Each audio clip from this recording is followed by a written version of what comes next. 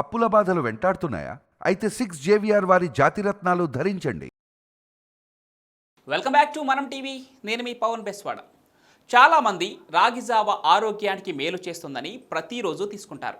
ఇందులో ఉండే potassium, calcium అధికంగా ఉన్న మిల్లెట్ ఎముకలను దృఢంగా ఉంచి కీళ్ల నొప్పులను తగ్గించడంలో సహాయపడతాయి.